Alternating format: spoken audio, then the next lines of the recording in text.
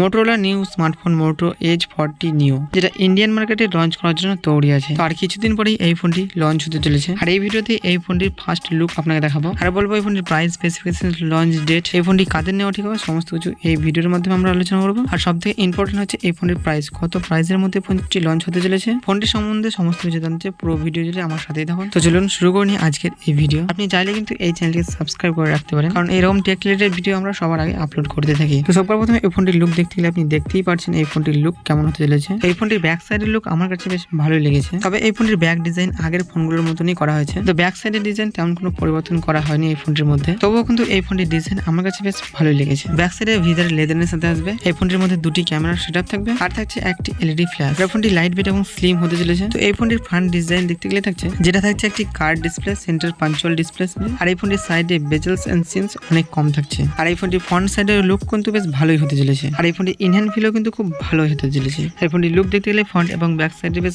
ভালোই হতে চলেছে। তো এই ফোনটির ডিসপ্লে দিয়ে দেখতে গেলে থাকছে 6.55 ইঞ্চি POLED ডিসপ্লে ব্যবহার করা হয়েছে। এই ফোনটি থাকছে 144 হার্ডের রিফ্রেশেস, 144 এর রিফ্রেশেস থাকার কারণে টাচ স্ক্রিন কিন্তু যথেষ্ট স্মুথ করে তুলেছে। HDR10+ সাপোর্টের সাথে থাকছে। এই ফোনটির পিক ব্রাইটনেস কিন্তু যথেষ্ট দেওয়া আছে 1300 নিট, যা ইনডোর এবং আউটডোর আপনার তেমন কোনো সমস্যা হবে না। এর স্ক্রিন টু বডি রেটিং থাকছে 90.1%। এর ডিসপ্লে রেগুলেশন হচ্ছে 1080x2400 পিক্সেল। আর এই ফোনটি সিকিউরিটির জন্য ব্যবহার হচ্ছে আন্ডার ডিসপ্লে ফিঙ্গারপ্রিন্ট, আর এই ফোনটির ফিঙ্গারপ্রিন্ট সেন্সর কিন্তু যথেষ্ট ফাস্ট। এরপরে আমরা দেখে নেব এই ফোনটির পারফরমেন্স। এই ফোনটিতে অপারেটিং সিস্টেম হিসেবে থাকছে Android 13, আর এই ফোনটিতে চিপসেট ব্যবহার হচ্ছে MediaTek Dimensity 7030 6 ন্যানোমিটারের বেস। তো ব্যাটারি ব্যাকআপও কিন্তু ভালো যাবে ধরা যেতে পারে। এর সিপিইউ হচ্ছে October 2x2.5 GHz, আর এর জিপি হচ্ছে Mali G610 MC3। তো হাই গ্রাফিক্সের যে গেমগুলো আছে PUBG, free fire, call of duty, normal setting আপনি স্মুথলি প্লে করতে পারবেন, তেমন কোনো হিটিং, ল্যাগ আর ফ্রেম ড্রপ দেখতে পাবেন না। তো হাই সেটিংসে গেম প্লে করলে একটু ফ্রেম ড্রপ আর ল্যাগ দেখা দিতে পারে, কিন্তু তেমন কোনো প্রবলেম হবে না। তো নর্মাল ইউজার থেকে যারা একটু হার্ড ইউজার, তো তাদের জন্য কিন্তু এই ফোনটি একদম পারফেক্ট হতে চলেছে, কারণ এই ফোনের প্রাইস হিসেবে কিন্তু পারফরমেন্স দিক থেকে কেমন কোনো কম্প্রোমাইজ দেখতে পাবেন না। তো এরপরে আমরা দেখে নেবো এই ফোনটির র্যাম এবং রোম। তো এই ফোনটিতে আপনি কোনো ধরনের SD কার্ড ব্যবহার করতে পারবেন না। আর এই ফোনটি দুটি ভেরিয়েন্টের সঙ্গে থাকছে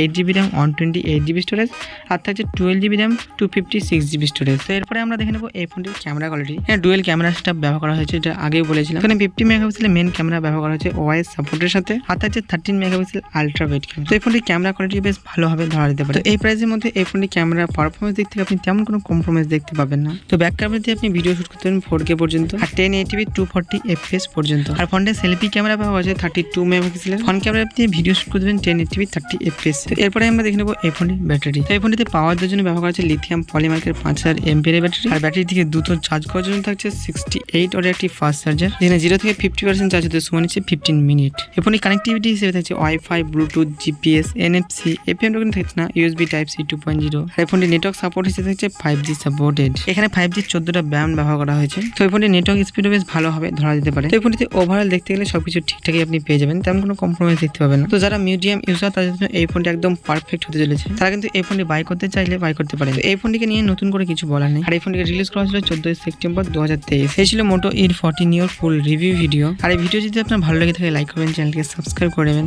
তো দেখা হচ্ছে আবারও নতুন কোনো ভিডিও নিয়ে, সকলে ভালো থাকবেন। আজকের মতো এতটুকুই।